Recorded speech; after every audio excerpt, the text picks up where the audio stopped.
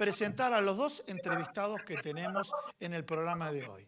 ¿Y por qué? Porque queremos este enfoque multidisciplinario, para abordar el tema de impuesto a la riqueza. Y por eso nos acompaña Eduardo Julio, secretario gremial de FATFA, y también nos acompaña el diputado Marcelo Kenning por el Frente de Todos. Muy buenas tardes a ambos, Eduardo Julio, Marcelo Kenning, un placer compartir con ustedes. Buenas tardes, Gustavo, y buenas tardes a la audiencia. Buenas tardes, Gustavo. Buenas tardes, Marcelo, perdón. Y buenas tardes, compañero. Bueno, ahora sí, nos metemos de lleno. Empiezo con Marcelo Kenning. Impuesto a la riqueza. ¿Y qué pasó? La oposición vio alguna señal de fortalecimiento de la imagen del presidente y salieron muy duros desde los medios a pegar por este concepto de impuesto a la riqueza que va, a ver, me lo van a comentar ustedes, pero va dirigido a un grupo reducido de la población. Marcelo. Las decisiones que está tomando nuestro presidente fortalecen su imagen porque son coincidentes con cuidar la vida, que es lo que quieren la mayoría de los argentinos y las argentinas, o si, como a mí me parece que es, que la oposición responde a determinados intereses, ¿no? Digamos, entonces, cuando se tocan esos intereses, salta, digamos. Me parece que el impuesto a las riquezas lo que demuestra es la intencionalidad del Parlamento, por lo menos del bloque, esta es una iniciativa del bloque Máximo Kirchner, está planteando que esta vez no sean solamente los trabajadores o las espaldas de los trabajadores y las trabajadoras los que paguen la crisis económica que va a generar esta pandemia, sino que también contribuyan a eso los más ricos en la Argentina. Es decir, un pequeño núcleo de multimillonarios en la Argentina va a tener que pagar un impuesto de forma extraordinaria y específicamente destinado a cuestiones que tienen que ver con la pandemia, y me parece que esto, sin duda, para mí es un orgullo poder siquiera discutirlo y votarlo, y que corresponde en la Argentina que alguna vez los multimillonarios cuyas son parte o son la contracara de la pobreza de miles y miles de argentinos y argentinas, paguen de su patrimonio una parte de la contribución de la solución de este problema. Bien, Eduardo Julio, quisiera saber tu punto de vista desde el abordaje gremial, ¿no? Sí, nosotros planteamos que luego de haber comenzado esta pandemia, nosotros que tenemos que estar pensando en un país más justo que requiere un impuesto a la riqueza y que los trabajadores no deben pagar ganancias. ¿Por qué digo esto? Porque las ganancias son un impuesto al trabajo. Tampoco digo que nadie lo debe pagar, sino tendríamos que hacer un análisis sobre los salarios que podrían estar incluidos. La verdad que la situación de la emergencia del COVID instaló ese falso dilema de si es salud o economía. Y la verdad que sin salud es imposible que haya economía. El gobierno implementó la IFE, la UH, el ATP y destinó 2,5 puntos del Producto Bruto Interno a estas cosas. Mientras se va abriendo la posibilidad de ir saliendo de esta pandemia y que empiecen a moverse los sectores productivos. La verdad que nosotros estamos de acuerdo con el impuesto a la riqueza, no solamente por el hecho de gravar a las riquezas, sino que la verdad que son fortunas y fortunas que se mueven en el orden de los 2.600 millones de dólares que hay sin declarar, y Eduardo, ese dinero está en los paraísos fiscales, ¿no? Eduardo, por una cuestión del audio te pido que mires a la cámara, porque si no a veces se va el audio. Hablaste, lo último que dijiste fue los paraísos fiscales. En los paraísos fiscales, y la verdad que no son tantas. las personas que son afectadas son 950 personas que tienen arriba de $1 millón.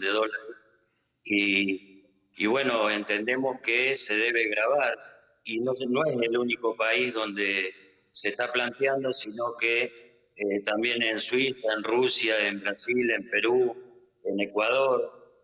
Y bueno, y de esta forma nosotros vemos que el proyecto es hasta que pase la pandemia y nosotros entendemos que tiene que ser post pandemia, porque a partir de la pandemia va a cambiar el mundo y este mundo tiene que ser más solidario, más, se tiene que distribuir mejor la riqueza y por ende sacar este impuesto a los salarios que realmente si hoy nosotros vemos el mínimo, lo que hace a una familia de cuatro, está en algo más de 60.000 pesos y resulta que para cubrir las necesidades básicas nada más eh, se necesita hoy entre 45 y 50.000 pesos.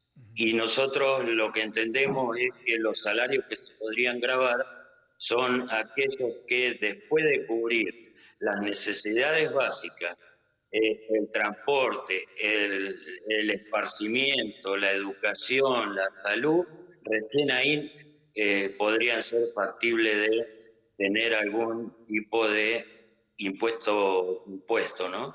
Nosotros entendemos que mientras no se cubran todas estas cosas, no puede haber un impuesto al trabajo. Diputado Marcelo Kenning, justo tomo un tema que mencionó Eduardo Julio. Se dio a conocer la semana pasada, a ver, aquellas personas que fugaron capitales incluso de alguna manera con el silencio desde la AFIP. Bueno, ¿qué referencia nos podés hacer? Porque esto viene concatenado, fuga de capitales, que lo dijo Eduardo hace un rato, impuesto a la riqueza, por el otro lado. Sí, me parece que igual tenemos que distinguir tres planos distintos, ¿no? Sí. Un plano es lo que sucedió es que durante el gobierno de Macri se acercó desde Estados Unidos, tengo entendido, una lista con más de 900 personas que fugan capitales en la Argentina y como consecuente con los intereses que defendía, esa AFIP cambió esa información en lugar de cobrar lo que verdaderamente corresponde, porque la fuga de capitales es un delito penal en la Argentina, aunque en realidad todos sabemos que sigue ocurriendo aún en el día de hoy y que ocurrió de una manera brutal durante la etapa del macrismo, en donde gran parte de esa deuda que fue creciendo exponencialmente terminó jugada, como decía el compañero, en paraísos fiscales. Yo creo que sobre esto el gobierno nacional tiene las potestades como para intervenir y cobrar las cuestiones que sea de impuestos que haya que cobrar y además de eso hacer las denuncias penales que corresponden. Bien. Me parece que incluso nosotros como Congreso Nacional también debemos abordar este tema que es un tema central de la Argentina e impulsar algún tipo de norma que penalice o que le genere consecuencias a aquellos que fugan capitales o que tienen capital. Macri hizo un enorme blanqueo de aquellos que habían fugado y muchas personas reconocieron ese delito de fuga, digamos, de alguna manera. Me parece que ahí yo estoy elaborando junto con los compañeros y compañeras que trabajan en el despacho un proyecto que limite cualquier tipo de beneficio que pueda tener del Estado e incluso de los bancos estatales, de los bancos públicos, aquellos que tienen activos en paraísos fiscales. Y me parece que esto es algo que tiene que hacerse.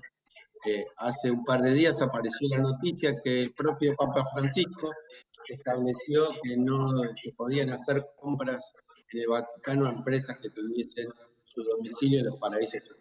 Yo creo que esto es un combate que no es solamente argentino, por eso pongo el ejemplo de esa decisión del Papa Francisco. Después me parece que el otro plano es el plano de la distribución de la riqueza y la justicia, y dentro de ese plano también, como decía el compañero, al impuesto a la ganancia. Yo creo que eso nosotros lo tenemos que ver cómo hacemos para que el sistema tributario argentino sea más progresivo y que los trabajadores sobre todo, que están, como decía el compañero, más cercanos a la satisfacción de las necesidades, e incluso incluir el tema del esparcimiento, no tengan que pagar ganancias, pero eso el Estado tiene que recibirlo de otro lado.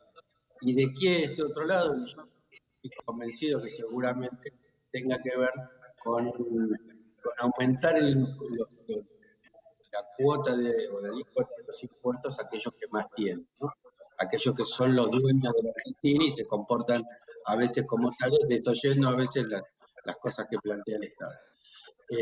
Y el tercer punto tiene que ver con este impuesto de riqueza que vamos a debatir concretamente, que por lo que yo tengo entendido es de carácter excepcional y tiene que ver específicamente con el tema de paliar todas las necesidades que hay respecto de la pandemia, ¿no? Digamos, tanto sea específicamente para, para la infraestructura de salud, como también para el caso de los trabajadores, en los que el Estado sea necesario intervenir en los lugares en donde esta pandemia pegue más duro, ¿no? Digamos, estos son algunos de los ítems que contiene específicamente este proyecto.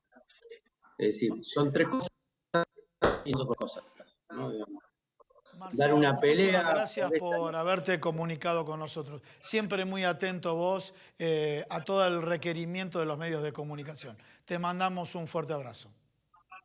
Gracias, Gustavo, por la convocatoria y un saludo para vos y para la audiencia. Muy bien, y ahora sí, pasamos acá a la otra cámara.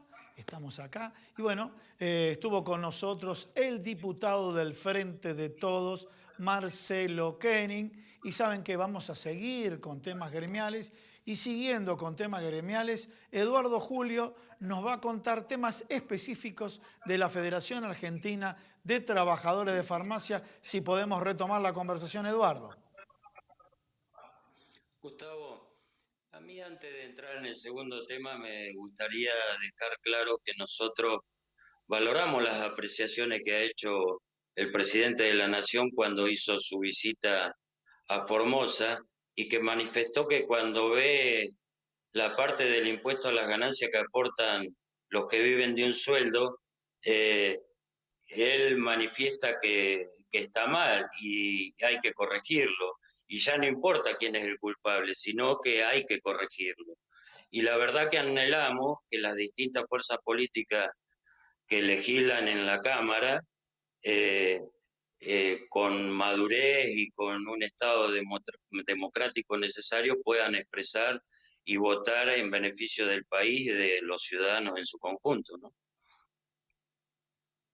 El tema específico de la federación y está No te vinculado. escucho, Gustavo. Vamos al tema específico de la federación y el tema de que está vinculado a la actualización salarial. Bueno, el tema específico de la federación, nosotros estamos en un conflicto con Pharmacity y estamos por entrar en otro conflicto con la cadena Castro. El caso de Pharmacity porque le está pidiendo a los trabajadores una reducción de horas y de salario que ronda entre un 13 y un 20%, y con prácticas desleales. Lo mismo está pasando en la cadena Castro, donde bajo presiones están invitando a los compañeros con antigüedad de un año, menor de un año, a retirarse con un monto salarial, pero pasa a ser un despido encubierto. Y estamos con estos dos conflictos. Y en lo que hace a la paritaria, nosotros le estamos reclamando al sector empresario que tenemos que tener una compensación dineraria porque los trabajadores de farmacia han estado en primera fila durante la pandemia y siguen estando, tal es así que tenemos varios casos de coronavirus y la verdad que lamentablemente no hemos sido incorporados en ese decreto del gobierno que le otorgó una compensación diaria a los trabajadores de la salud. Y nosotros como trabajadores de farmacia somos un eslabón importante en esa cadena de la salud. Pero más allá de eso le estamos reclamando a los sectores empresarios que deben tener un resarcimiento económico porque ha sido una de las actividades que siguió trabajando, ¿no? Correcto. Eduardo, tema paritarias. Contanos cómo es la marcha o el desenvolvimiento del tema paritarias. Nosotros estamos pidiendo ese resarcimiento, estamos pidiendo un importe que tampoco es demasiado alto y todavía no hemos ingresado en la discusión del año de la paritaria, porque como vos sabrás, nosotros discutimos salarios de abril a marzo de cada año, o sea que quiere decir que ya en el mes de abril tendríamos que haber estado discutiendo el nuevo año salarial. ¿Y por qué no lo hemos hecho todavía, planteado esa discusión? Porque en realidad, si uno se toma por las noticias que aparecen, es muy probable que la inflación interanual, en el caso nuestro, supere mucho más del 40%. Lo que estamos solicitando ahora es un resarcimiento económico por haber estado los compañeros en la primera línea de atención durante la pandemia, poniendo en riesgo su salud y la de su familia. Eduardo, quedó clarísimo. Una reflexión final como cierre, Eduardo.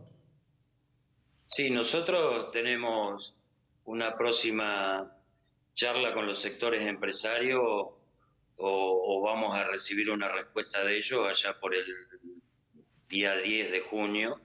Y la verdad que si la respuesta es una negativa rotunda, como la que ha sucedido en las dos reuniones que hemos mantenido, el 12 de mayo y el 26 de mayo, ya estamos en alerta permanente y si la respuesta no fuera satisfactoria, vamos a ir a un plenario de secretarios generales, donde allí se decidirán las medidas a tomar más allá de la pandemia. No podremos hacer movimientos porque sabemos que el distanciamiento social hay que respetarlo, pero tenemos otras herramientas que sabemos que nos van a dar resultados. Nosotros bregamos siempre por no entrar en un conflicto, tal es así que en 16 años de discusión paritaria hemos llegado a acordar en la discusión en la mesa, pero la verdad que nos sentimos mal y esto no quiere decir que no estemos en condiciones de hacer algunas acciones y reclamar lo que es justo para los trabajadores. Bueno, Eduardo, muchísimas gracias por comunicarte con nosotros. Yo no le aclaré a la audiencia desde la provincia de Neuquén, porque comenzamos la primera parte del programa desde la provincia de Salta. Nuevamente el agradecimiento, Eduardo. Sí, estamos a muchos kilómetros, pero seguimos bregando por los derechos y las necesidades de los trabajadores con el compañero secretario general desde la provincia de Salta y a mí me toca desde Neuquén, una punta a la otra del país. Gracias, Gustavo, gracias a la audiencia y bueno, esperemos que esto se solucione y no lleguemos a ningún conflicto que no favorece a ninguno de los dos sectores. Muchísimas gracias y ahora sí, vamos a un pequeño corte. Quédate acá que vamos a cerrar el programa de hoy, Proyecto Federal.